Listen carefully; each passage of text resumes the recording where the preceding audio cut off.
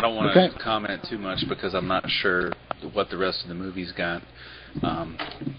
He talked about information technologies and analog and digital information and a combining of the two. And modern science shows that information exists in its purest form only in digital. They've actually compared our reality to a digital simulation. So I don't see that happening. And when he's talking about evolution moving in a direction of increased order, that's opposite of the second law of thermodynamics, which states that all things move without energy and input towards disorder. So I don't know. Towards disorder. Yeah. But you're trying to apply that to that's a quantum level, is that not? As opposed to I don't know whether you can apply that to everything. Well, I mean, without input, everything tends towards disorder. Well, look at nature. That's quite orderly, isn't it? No, if there's no input, it tends towards disorder. Things age, things die. You know, if we move into a house and we don't keep it up, things tend to disorder.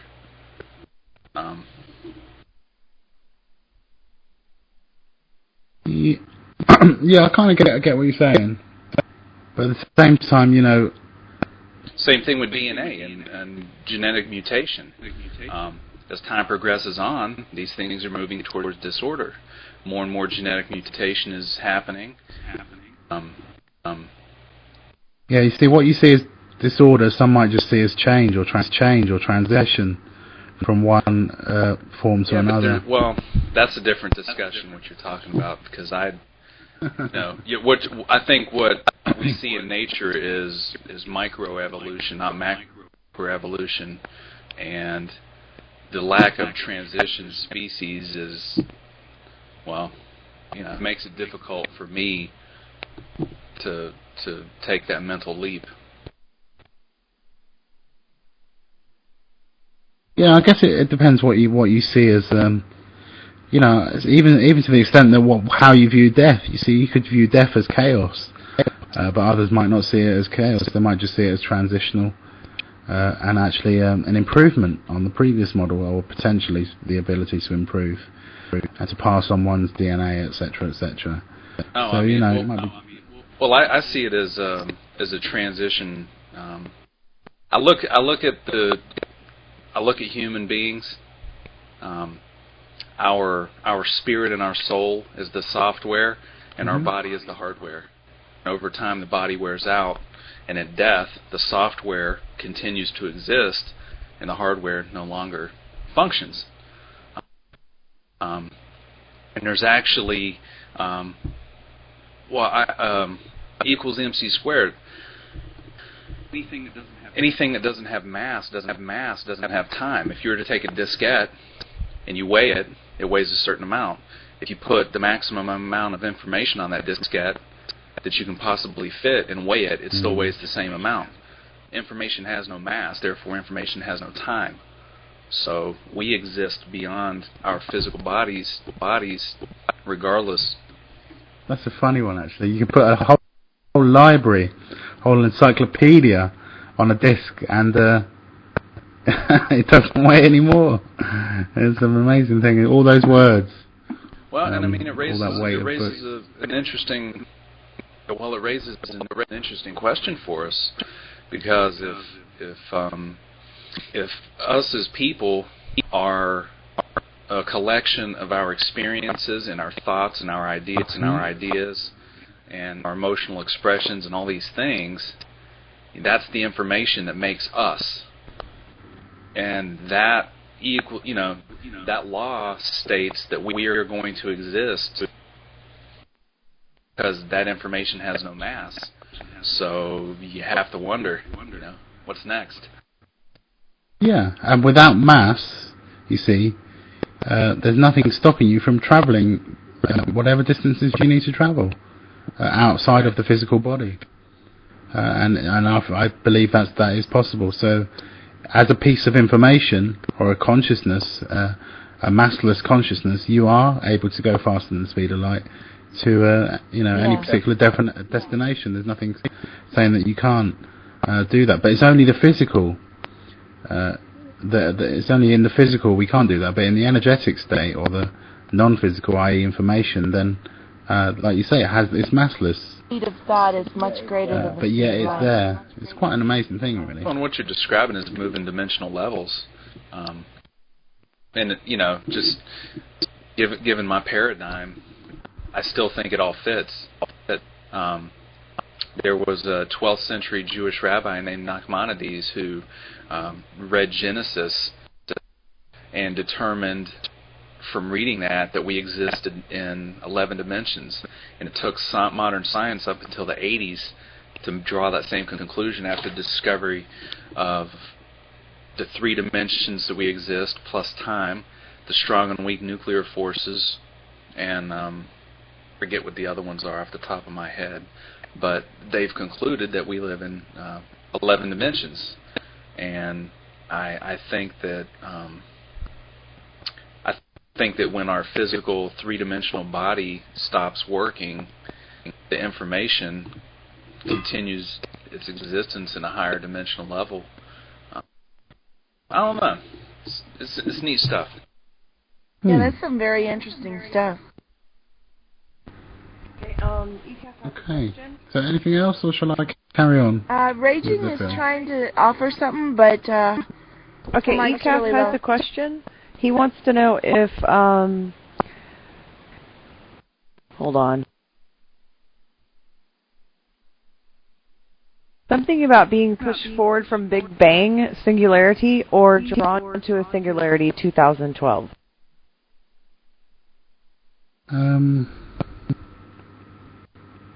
Well, I'm not great on this side of things with regards to the quantum physics side, but there is meant to be a finite amount. There is apparently the universe is not eternal, and there is this business of the burning out of hydrogen. I think it is a gradual burning out of hydrogen as that is converted in the stars and things like this. So, but yeah, I do believe that there's a lot of things we don't understand about the world around us, including gravity and things like this. And I believe the universe was a moment of creation. I don't think it was the first moment of creation. I think we just forgot our timelessness. I think many of us were conscious during that moment. It was a conscious affair, and that we are eternal, and we're in the business of creating universes, experiencing the universe, and creating other ones, and moving on, and so on and so forth. So yeah, this act of exploration of our creation, I think, is a natural affair, and I think 2012 may well be the transition to facilitate that. I'm just not sure how yet. I think 2012 is Big Bang to 2012 singularity, and from that point forward, everything becomes thought consciousness. We need to learn and know how to think by then, so we can create our own future. That is an amazing, amazing theory, Starflame. Can you go into that a little bit more? Well, actually, I think that's all I know. Tell you the truth. If you think that's the case, what about the heaven and hell paradigm? There is no heaven and hell. That's just what between your ears.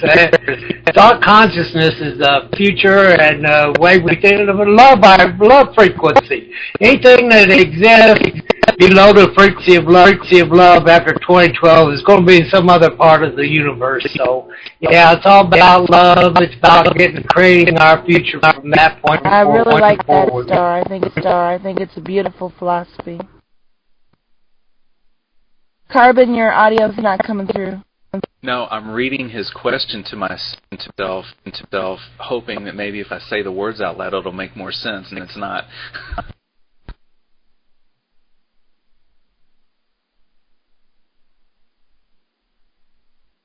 Singularity of information. I'm still not following what you're asking. Are we being pulled towards an event, or are we going from an event? I think is that closer, ECAF, to what you're trying to say? Okay, yeah. So, are we moving forward from an event, or are we being pulled toward an event?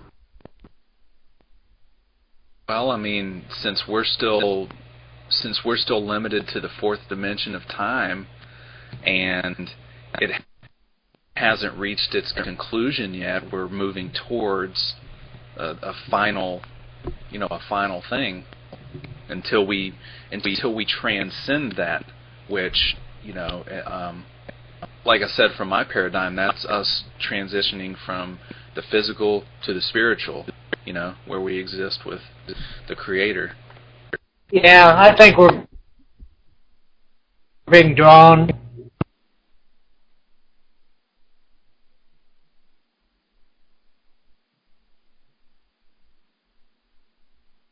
Your dream state, it's a whole nother thing. It's just, I don't know how to explain it, really.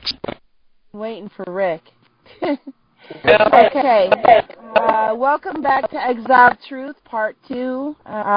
We are discussing consciousness, and Rick, would you like to share with us? Well, I was going to say earlier that about the whole manifestation, that sometimes I feel as if I'm a little too lucky. Well, a lot of luck has come to me because I've almost wished it, but not really, I guess, took it as, I didn't really force it to happen. I almost stored it in the back of my mind, forgot about it, and I almost manifested something I wanted to happen, but I thought of the possibilities. I didn't think it was. I wasn't one-sided about it. You know what I mean? So I kind of stored it in the back.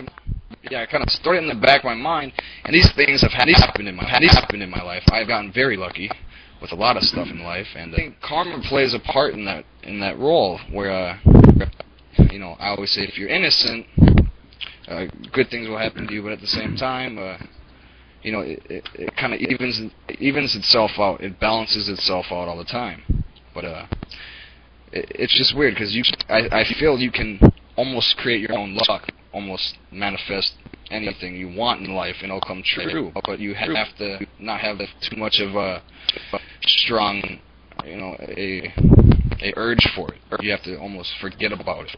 I don't know. Well, on this same topic of manifestation, people think because you don't manifest or see something immediately that you're manifesting, but look at nature and procreation. Look at let's take the salmon, an example of the salmon swimming up the stream, struggling, jumping up past its eggs to procreate, to pass on its cumulative genetic information and its experiences encoded in the genes to perpetuate the species, to improve the species, and manifest a better reality for that next species. And so there's that aspect of procreation. But there's nothing saying that we're not manifesting right now, right here, right now, as we speak, manifesting our next level of unfolding, our next level of intelligence, our future desires. We're coming to understand who and what we are day by day, and that will lead to an understanding of what we want from the next paradigm. So that is manifestation, and we do it day by day just through learning, and exploring the mind, and taking in information and understanding what's going on.